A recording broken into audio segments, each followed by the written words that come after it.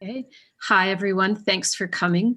My name is Barbara Burns, and I am one of the artists at Markings Gallery in Bath on Front Street, 50 Front Street, across the street from the cooking store. And there it is. The gallery is an artist cooperative, and we have 3 rooms full of quite an eclectic mix of work from accomplished Maine artists. It includes metal, clay, fiber, glass, paint, stone, wood. And the gallery has been open for over 10 years. We had our anniversary in the year of COVID, our 10-year anniversary. And it's a great place to shop and find gifts and bring friends to. And we like to be a part of the community. And if you may have been to one of our artist talks pre-COVID, or maybe you came to our fashion show a couple of years ago that we did with the lingerie store down the street. But we really do like to engage with the community. So these artist talks are part of that. And the talks will be available to be viewed online, both through the library and through Markings Gallery's website. And with COVID, we built a phenomenal website. So if you want to shop online or use a personal shopper, Wayne is our personal shopper. So you can connect with Wayne and he will take you for a walk through the gallery and shop. So Wayne will be our first speaker, and Wayne has been sculpting sea creatures for more than 45 years. His personal knowledge of marine life and birds allows him to gracefully recreate them from wood, sustainably harvested here in Maine. Having been a biology and anatomy teacher since graduation from college, Wayne has incorporated anatomical accuracy and realistic poses in his work.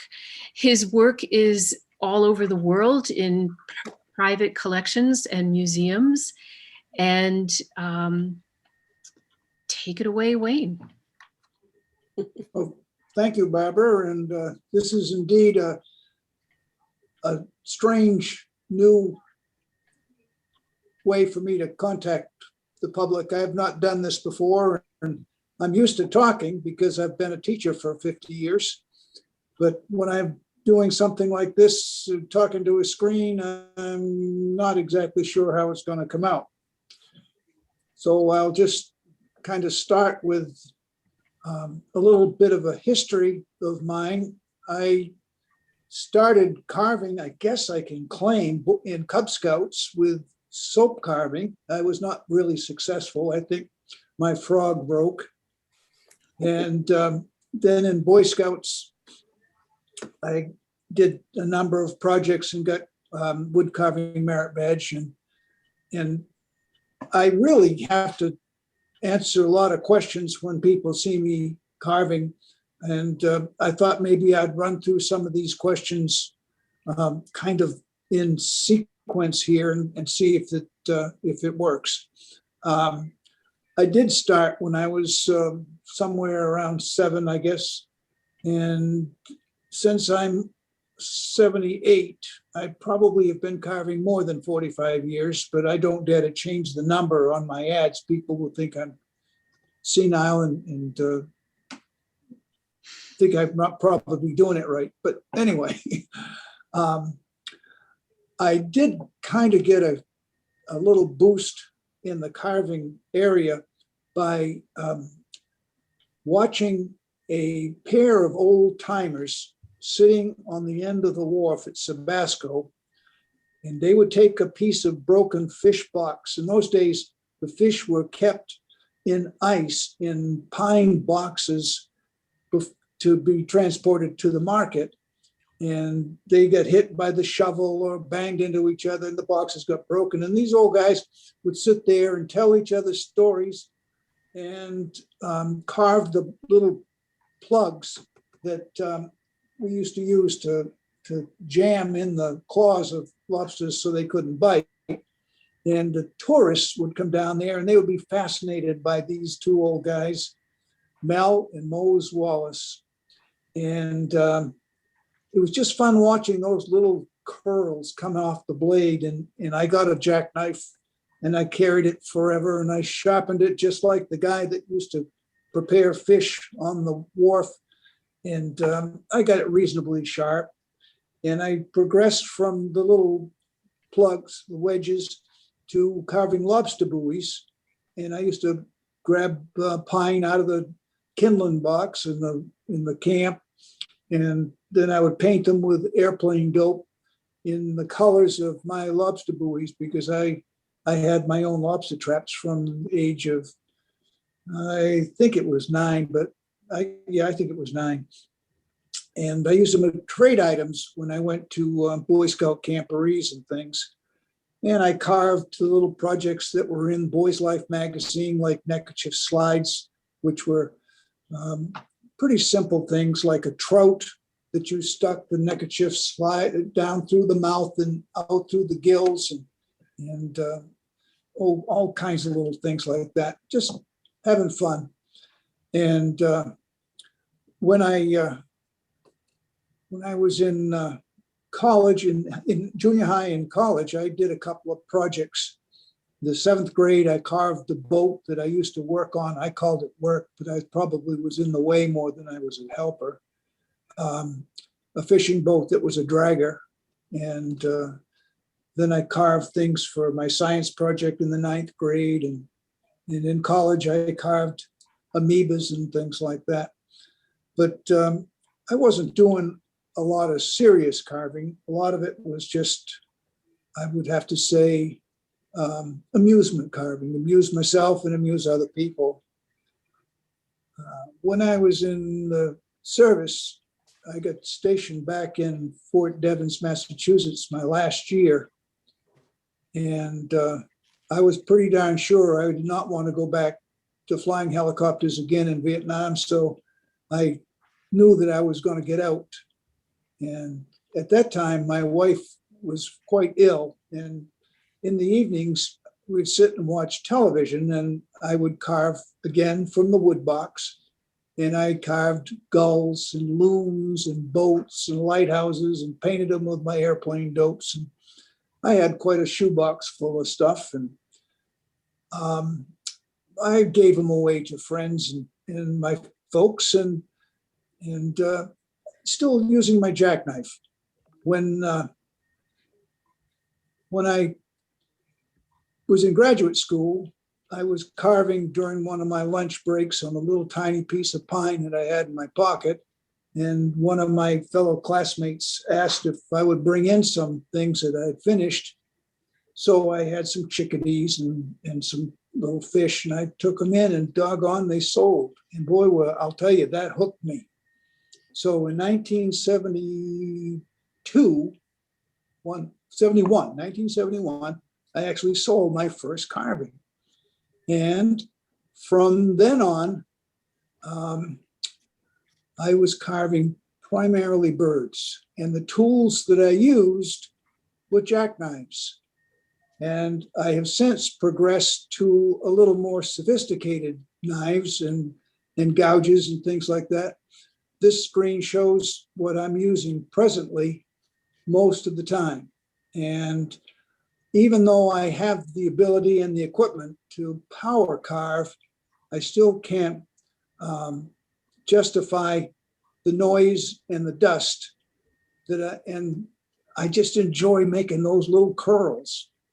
And I have progressed from pine from the wood box. You want to be selling stuff that I power carved. Whoop, I'm getting feedback here. All right, I'll progress again. I've progressed to a lot of native basswood or linden and a lot of butternut, but I'm not above carving donations, such as cutoffs from people's projects with mahogany and cherry and maple and walnut. And I love those woods, but the harder woods are becoming harder to carve for me because I've got a little bit of arthritis going in my hands. And it's forced me to have one hand operated on. So I've gotten rid of one of my aching hands, and now I've just got one left that may have to do something about shortly. But we'll keep going as long as we can. I know if I stop carving, that's it. I probably would never be able to go back. Now, when I first started selling things, like I joined the cooperative called Yankee Artisan in Bath, I was carving primarily birds. Next slide, please. Oh, I forgot. These are the buoys that I did carve back in the 50s, and some of them got painted and some didn't. And the green and yellow one in the middle is one that I carved very early because I didn't know how to do the spindle, the stick sticking out of the end. So I would make a hole and put a matchstick in it. And then I progressed to fancier buoys. Next slide, please. These are two Boy Scout projects, the lobster and the fawn. And the reason I have these is they were part of my mother's collection on the windowsill at the camp at Sebasco. And when they passed and we had to empty the cottage, I got them back, and I use them for props when I'm teaching sometimes. Next slide, please. That's the boat I carved in the 7th grade out of a piece of 2x4. And that's spruce, not pine. And it was a lot harder to carve than the pine. And the rigging has since deteriorated. I don't have the yarn of the thread on it for the rigging. I probably should put it back, but I haven't done that. So next slide, please. These are the little birds that I painted with my airplane dope.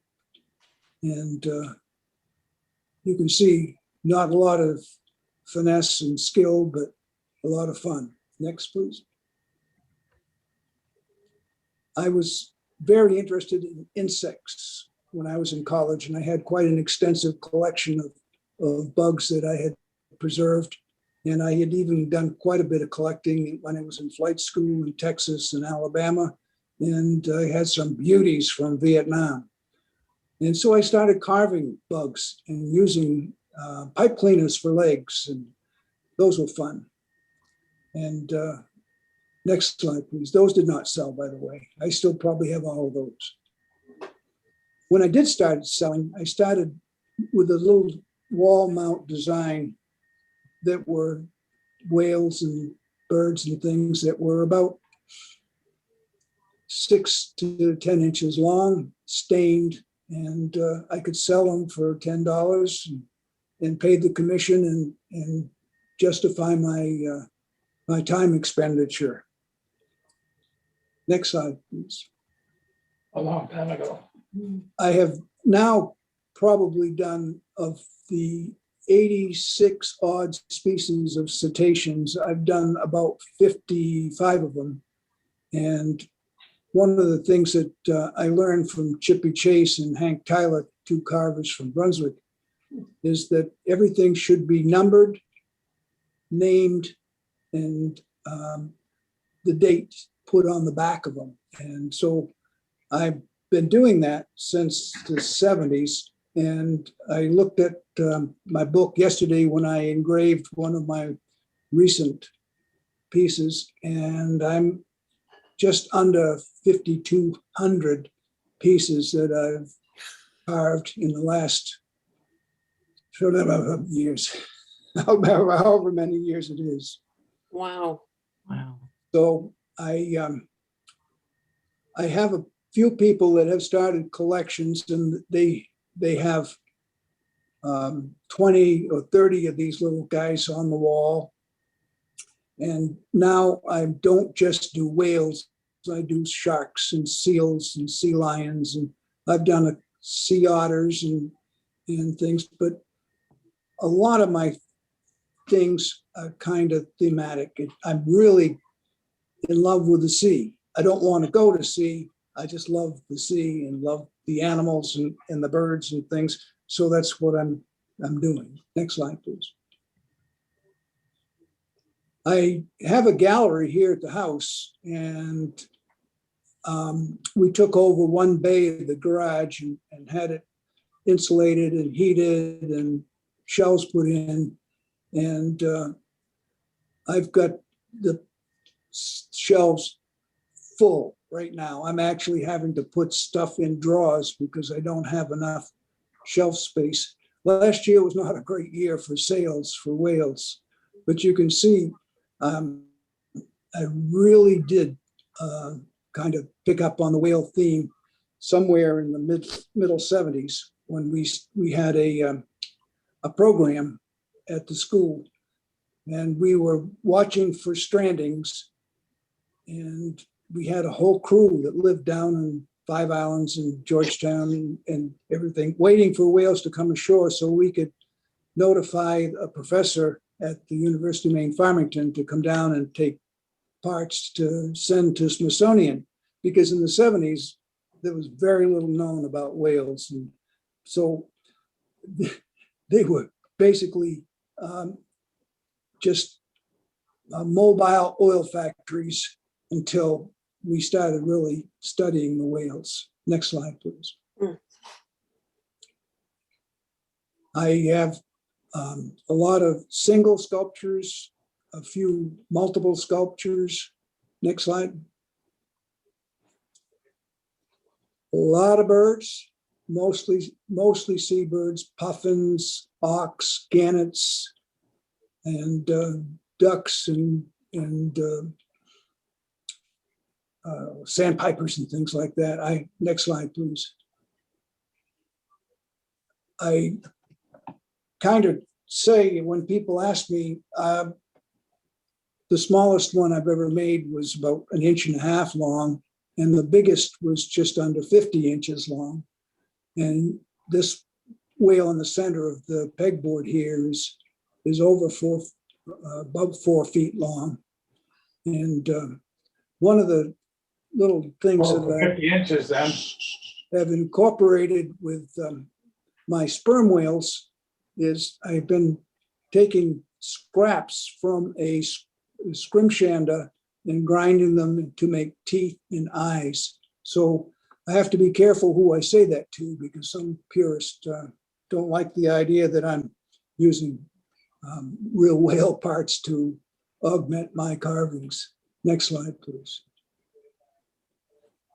Everybody's favorite bird around here is seabird, is a puffin, and I don't know how many I've carved, but if I have a show, a live show where I'm trying to show people a little bit about carving, I usually end up carving a puffin. Next one, please. I always have a few that love owls, and so I do a few owls. Next. Songbirds. I do a number of songbirds, chickadees, nuthatches, brown creepers. That's a brown creeper. And they're fairly easy, and they're much less expensive than the more complicated whales. Next, please. That's a nice piece of hardwood. I love doing black walnut, but I have to wait for pieces to fall my way. I really don't go out and try to buy them. Next, please. I really got a kick out of the series that Walt Disney did on the Vanishing Prairie. And they did a series of the Western grebes. Were those dancers? Flying across the top of water with their feet and their wings spread and their necks craned. So I've done a number of the Western grebes. Next, please. I'm doing a theme kind of approach to whales now. When we first started appreciating whales, I guess you'd have to say we could only really appreciate them when they were dead. We never got to see them. They were pretty elusive. Nowadays, they're very common, and this is a little scene that I had seen on television where a pair of kayakers were out observing whales, abiding by the 500-foot limit. They're not allowed to approach whales within 500 feet, but the whales don't have a very good tape measure. This particular whale came up and actually breached over the two kayakers, and they did not get hurt. And there was a special on TV about it, and the guy and his girlfriend in the kayak tried to identify the whale. They spent about a year trying to track down people that took photos that day, and because of the signature pattern on the underside of the fluke, they found out which whale it was. And next one, please. That's one encounter. Here's another encounter, also taken from recent publicity. Whales getting entangled in fishing gear. This is a humpback entangled in a net. And I did only half of the whale, trying to get the point across that once they get that around them, there's no way they can get out of it. Their instinct is to spin. And when they do, they just wrap themselves up. Next, please. There have been people that were whale watching that got in the middle of a bubble net. Whales blow bubbles underwater to corral their bait fish into a big mouthful, and then they come up through the bottom of that little pool of fish. They can't see what's ahead of them, and this couple in a kayak just happened to be in the middle of where the fish were, and they got a ride they'll never forget. The whale, of course, cannot swallow a person. Their esophagus is too small to accommodate a human, but they sure can raise heck with a boat. Next, please. When you read the old chronicles of whalers and whaling, this was a common scene with sperm whales. They would get injured and they would lash out at the boats. And this is a whaleboat being crushed in the jaws of a sperm whale. And next one, please. Wayne, I'm just going to give you a 4-minute warning. Okay. Yep. I try to do a little bit of biology education with my art too. And this is a picture of a sperm whale with one of their primary prey species, a squid, in its mouth. Next, please. We are so, I'm going to say, egocentric. We think that we have exclusive rights to feelings and emotions and things. Whales are proving that very wrong. And this is a picture of a whale instinctively pushing a baby to the surface for its first breath, because they are air breathers. And if the baby is not really robust, they don't swim to the surface. The mother, or what they call a nurse, will force the baby to the surface. If the baby is a stillborn, they've been known to push the baby with their nose around until it completely decomposes. Next, please. This is a right whale that's been hit by propellers. These guys are slow, and we kind of give them very little intellectual capacity, and they just can't judge a boat, and they get racked by propellers and get hit by bows and things. We're really devastating this very limited population. Next, please. We have a photograph of a whale actually saving a seal down in Antarctica from orcas. Orcas were chasing this guy. The humpback picked it up and kept it on its belly. It's upside down until the orca lost interest. And next one, please. There's another thing that the biology of whales people don't even think about. And this is a California gray whale called a mussel digger that digs a trench to get creatures out of the mud for its food. Next, please.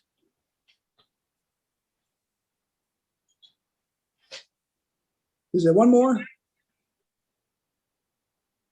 Okay, that's the end. I have another very strange one of a river dolphin that swims on its side. It's blind, and it feeds almost exclusively by swimming sideways in the Ganges River and places like that. Well, whales are my passion, I guess, and education is my attempt to bring the message of ecology to the ocean. And I thank you very much and hope you have some questions that I've neglected to think of in advance. Thank you, Wayne. That was great. I had no idea. There's a lot of your work I haven't seen that doesn't make it to the gallery. Those are beautiful. Just a reminder to mute if you're not sure, if you don't see a little red microphone in the bottom left corner of the box with your name in it, then you're not muted. So please mute. If you're on a computer, it'll be on the bottom left. If you're on an iPad, I think it's the top right. Thank you. So we have, next we have Susan Perrine. And Susie constructs introspective textiles ranging from handheld, wearable to inhabitable. Works may include paper, horsehair, or twigs. Beginning as a weaving apprentice, Susie later learned to use water and electric powdered jacquard and dobby looms, which are quite complex. Currently, her 7-foot-tall woven twig garden lamp is in the window at Markings Gallery. If you come down to the gallery, you will see a window with Susie's twig lamps, and they're really wonderful. Susie, if you can share your screen. All right. Okay. Yeah. Thanks, Barbara. And thank you, people, for joining us during dinner hour. Let's see if I can play this. There we go. Can you see it?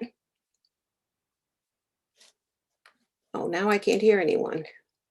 It's not up yet, Susie. Okay, let's see. How do I share this to Zoom? At the bottom. Here we go. There you go. There's my desk. And oopsie. Well, I had a nice intro slide, but I don't think I can back up. Oh, let's see. Let me try that. Anyway, I'll just keep going forward. I do a lot of dyeing, and you're looking into a stainless steel bowl here on the left. And I'm doing a dyeing technique to let some of the materials get dyed and some not. So on the right, you see the different variations in the dye pot. I know I can go forward. So this are some of the results of some of my weavings. I usually use plain weave, which is the most simple weaving. The piece with the yellow on the left has twill. The middle one is resist dye technique. I'll talk more about that. And then that's cotton. And then on the right is Maine alpaca.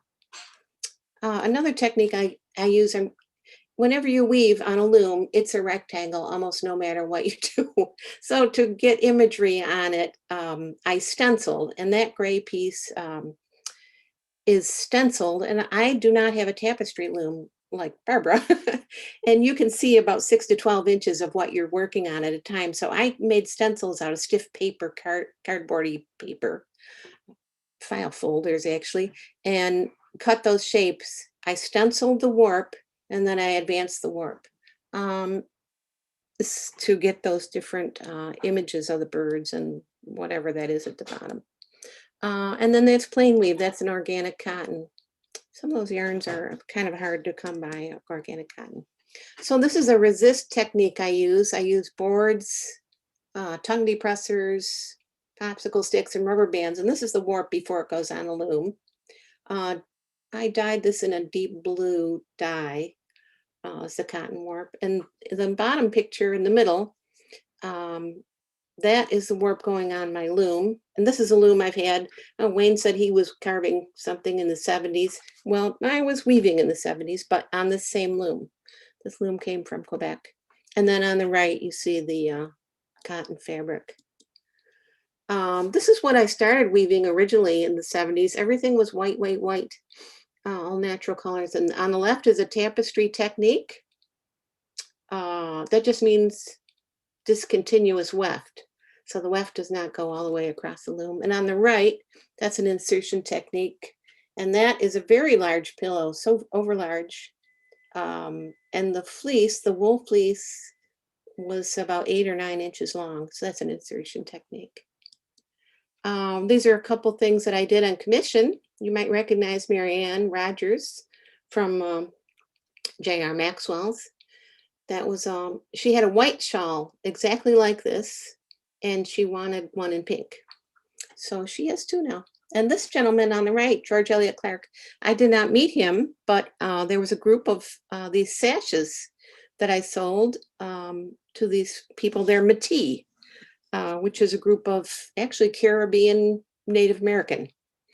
And this shawl, the sash that he's wearing around his neck, is to replicate a finger braided object, and it's in wool. So that was a really nice project. He's in Toronto, and he's the Poet Laureate of Canada, formerly.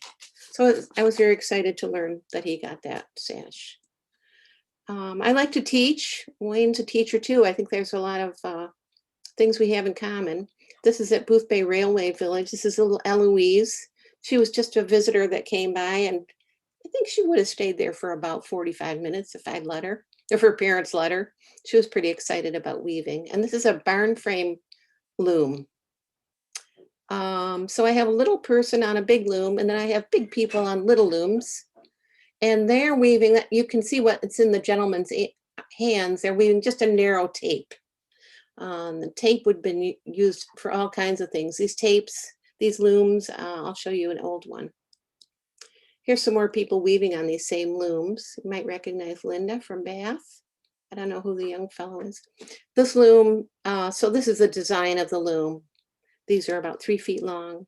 And decorative tape, you might have used this as a garter to hold up your socks some time ago. I've seen Morris dancers wear this kind of garter. And on the right is a loom that I made. It's a replica of one that's in a museum at Bowdoin College. So I like this little fellow. I've done a lot of demonstrations at Common Ground Country Fair. And this little fellow, I said, I'm always trying to encourage people to weave, and he really wasn't that interested.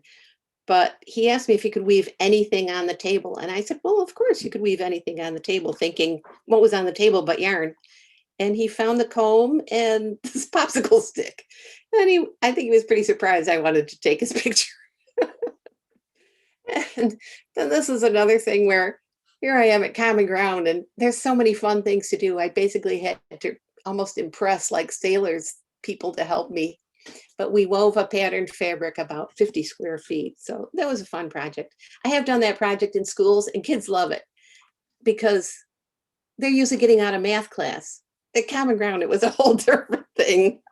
The enthusiasm level was very different. So I changed. Now I'm weaving in 3D here. I decided to take this very large idea. If I weave large, lots of people can participate. And at Troy Howard Middle School, about 60 kids, some teachers and administrators helped build this twig garden structure. And we put sticks in the ground and then weave. So basically it's a wattle structure.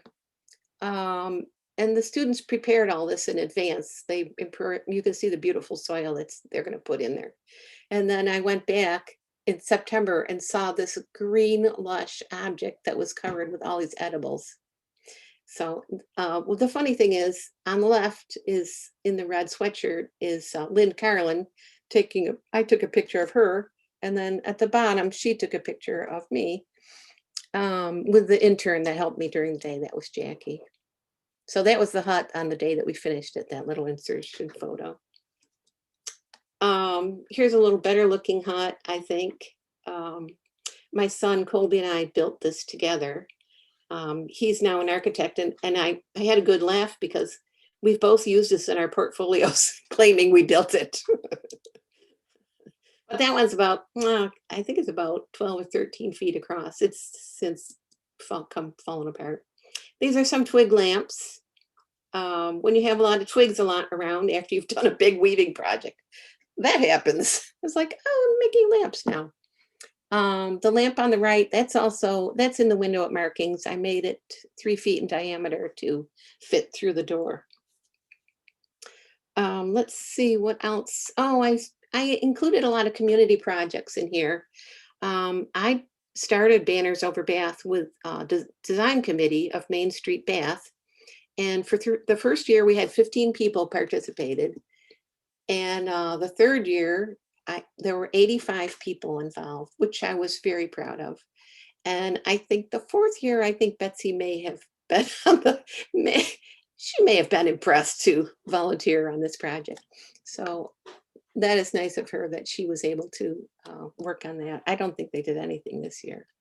My son is helping, oldest son, Taylor, who's helping hang banners. That's at Front and Center Street. I also teach. So these nice ladies, we're having a super good time.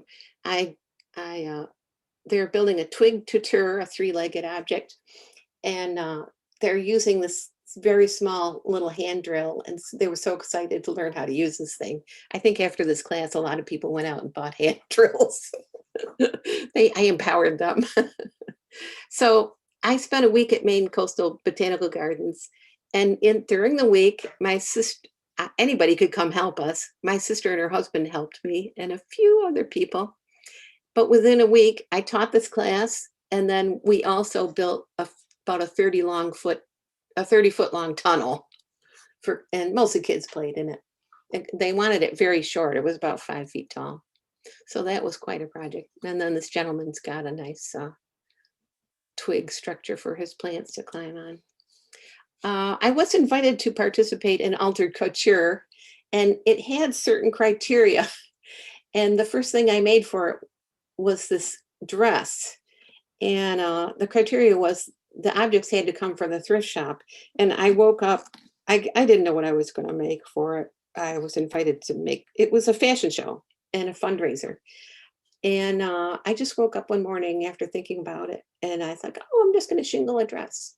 And I was like, well, this is kind of cool because I've combined my dad is a builder. So I've combined construction with dress construction. And underneath that is a red silk slip. And it's made of children's board books. Each one was cut about 1.5 inches wide. They're all cut to the same width, but they're all different lengths. And all those books came from Goodwill. And of course, after I made that, my friend Gary Lawless, who owns a bookstore, Gulf of Maine bookstore in Brunswick, he said, Susie, you must make a book jacket. So that's the book jacket. It's quite wearable also. And it's 60 inches wide from cuff to cuff. It's a bat wing coat. Once I got working with these recycled materials, I decided to make this coffee raincoat that's child size. It's wearable. It's got a little workable pocket and magnetic closures. That one has not, it's been exhibited, but it wasn't worn on the runway. The middle dress is worn by my good friend Leah Michelle. She is in a dress. It says Master Pack on it. You can kind of see some of the letters. Master Pack makes packaging, enormous packaging out of plastic. And I looked at their website, and now you can special order anything. That plastic wrapped up big rolls of fiberglass, like 15 rolls of fiberglass would come in that bag. And my sister was in the middle of a big project, so she cleaned that, washed it, and sent it to me. So I turned it into that dress. And the dress on the right has all kinds of things in it from Goodwill. And you might recognize the curtains. Those big grommets are the top of curtains. That's a pair of curtains going around Michelle's dress. But at her waist is Coffee by Design peplum. A peplum is a little tiny short skirt that you wear at your waist. And those are all different flavors of Coffee by Design bags. So I've helped raise a lot of funds for special projects. Art Van, A Long Way Home, which builds buildings in South America through these projects, which I'm pretty proud of. This is a loom restoration project. A friend of mine mentioned that they saw a loom on Facebook and that people wanted to get rid of. It was in a historical society near Raymond, Maine, and had all the parts. So that is the loom all put together. My husband in the middle, this is us unpacking it. We washed every part, dried. It was a good sunny day, so they dried quite well. But on the loom are three, I don't know if the view is covering them, but it had 3 dates on it: 1801, 1824, I guess it's a 4, and then 1823. So I don't know what that means. If people have an idea, I'm curious to know.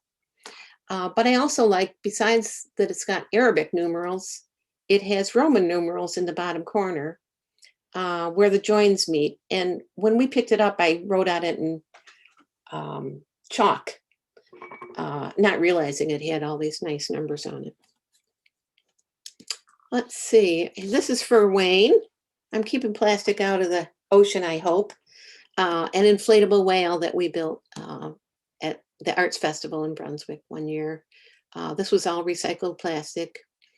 And I just wanted to include this. This is pretty fun event. And we inflated this with a heavy duty fan. And the kids built this during the day. I think the whale might be the Brunswick High School mascot. So the kids wanted to make a whale, which I think was pretty successful. And that's just duct taped together. I just wanted to include this to show you what my son is doing, because we want to work on a project together. And he goes on a walk every morning and picks up trash. And this was a little, you can see it's very tiny, but we want to work on a project together. So here's our proposal drawing to do a story about recreate Aesop's fable of the fox and the crow. They're having a little conversation about food. And I'm thinking that Alex would build the fox and the crow out of trash. And then I would build a twig garden structure possibly with help. We're collaborating, and we're also going to ask people to collaborate with us. But we're talking about this project, and we didn't want to integrate any of the plastic. Like, one of the things we thought was a turtle. But I thought, well, with a turtle, how would we use the plastic trash or whatever trash he finds? Mostly it's plastic. And we decided that we wanted it to be separated so he could easily take off his parts and they wouldn't be integrated, so that my thing could go to the landfill and his could go wherever to continue on exhibit. So that's what we came up with. So that's our little, we hope that happens. We hope we get to build that one day. So that is it. Thank you. Thanks for looking at my slides. See if I can stop sharing now. Escape. Thank you, Susie. That was great. Does anyone have any questions? I think that you could just unmute yourselves now and just verbally ask your question. I don't think we need to use the chat for it. There's some people.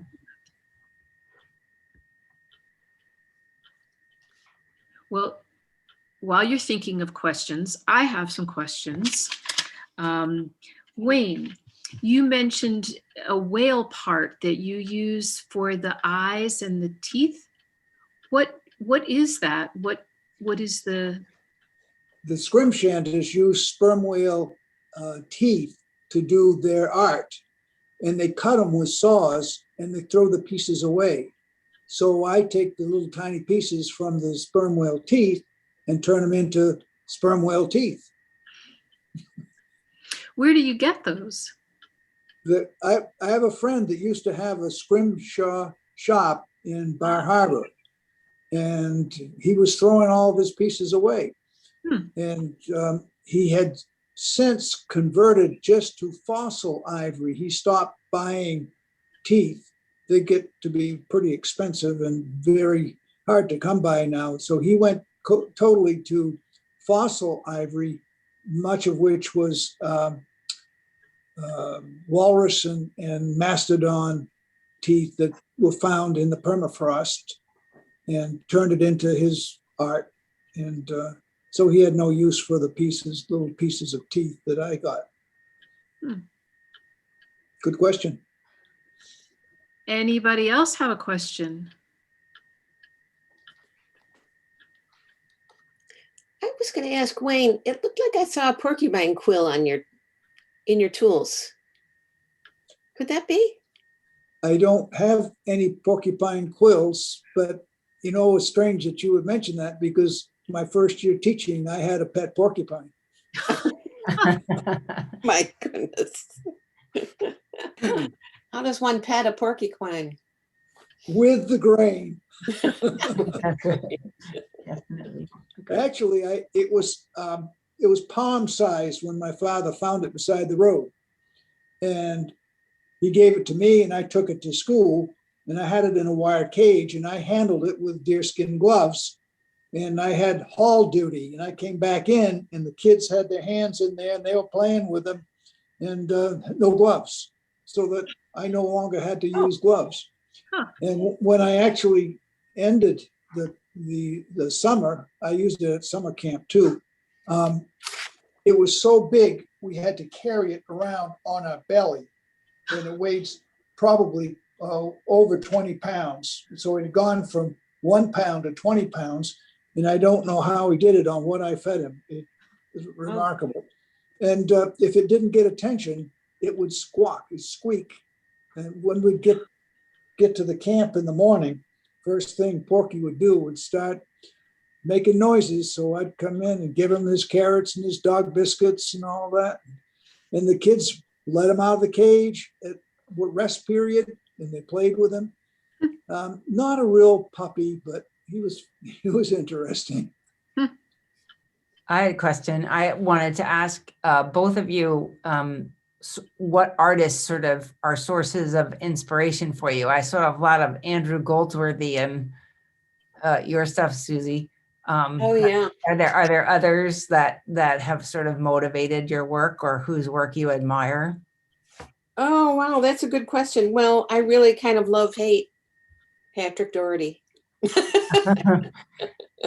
Because he's every 3 months he's in a new place, building his twig garden structure.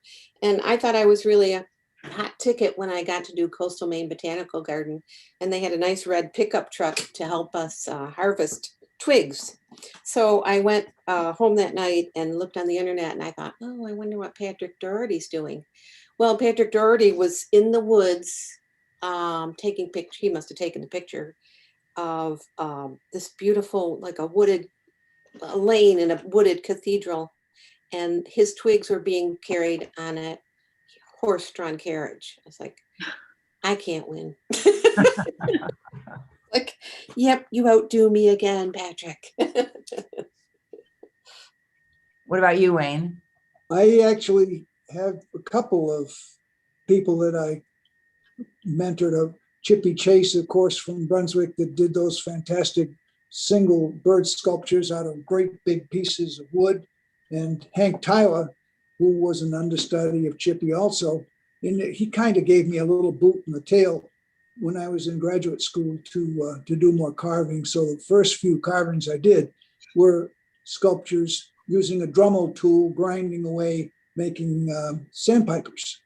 And Chippy, of course, passed away a few years ago, and Hank is still carving like crazy, but he's moved to Australia, and he posts daily on his Facebook page all of his creations. And he's not just doing birds now, he's doing abstracts out of exotic woods that come from everywhere. So those are two of my heroes. Oh, that's great. Anybody else with a question? Well, Susie, I have a question for you. When you're putting together, you were showing a photo of two women and you talked about how they learned how to use this a little drill. So how do you hold your twig lamps together? Are you drilling holes and putting nails in them, or? Usually they were working as a team. So they didn't look like they were holding that super tightly, but usually I use a bungee cord. I bungee cord parts together. And then I use a wood drill, a screw that is for wood decks. So you're screwing them together. I Okay. just screw them. Sometimes I pilot drill. I'll get 2 drills and I'll make pilot holes. But they have this, I'll bring one in and show you. They have a square head and it really grips really nicely. And it has fluting in the screw, so the wood comes out. It kind of drills a hole as it makes it. And if the wood's in good shape, that will usually work.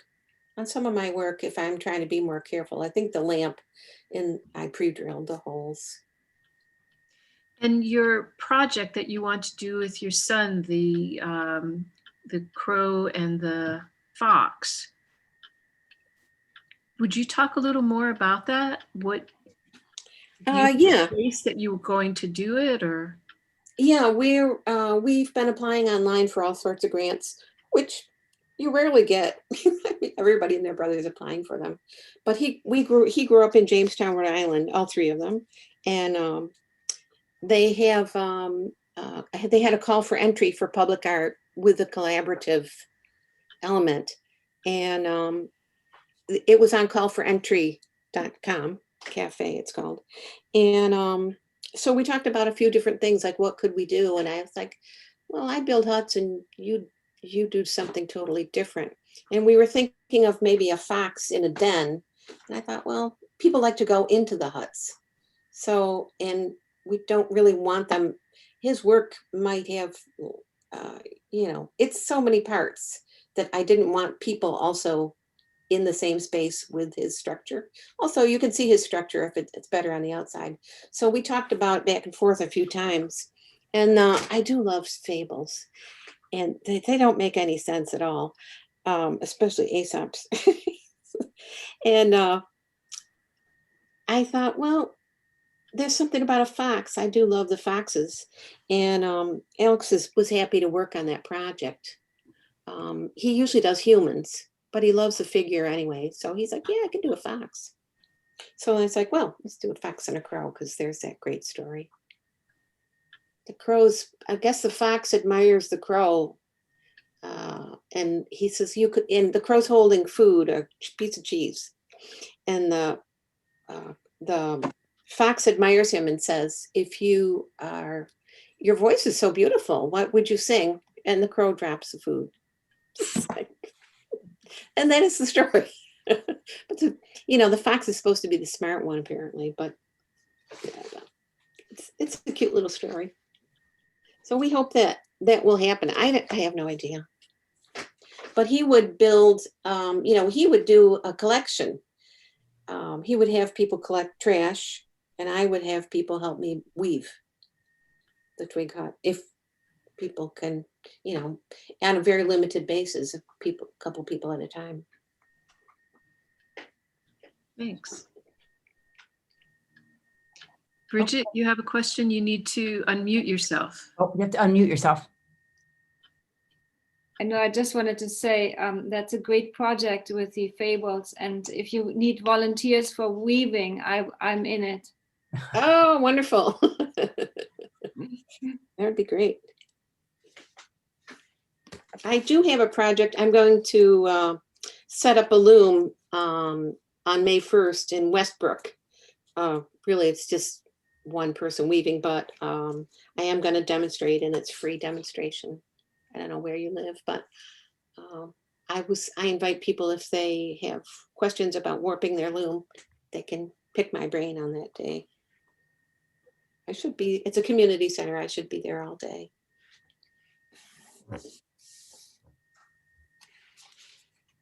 Anyone else? Well, thank you all for coming, and thank you, Roberta and Patten Library, for hosting us. It was really wonderful to put this all together. If you want to see Susie's work in person or Wayne's work in person or a myriad of other artists, please come down to Markings Gallery. We'd love to see you there. And we're going to be doing another artist talk at the via Zoom through Topsom Library in May. And you can see the dates and sign up for that soon on our website. And somebody is asking a question in Yes. the chat box. Yes, somebody wants to know when Wayne's class is starting again. I'm waiting for the daily numbers to get down from these 500 and 400s to whatever. So I'm thinking maybe in a couple weeks we'll begin to start classes again. Great.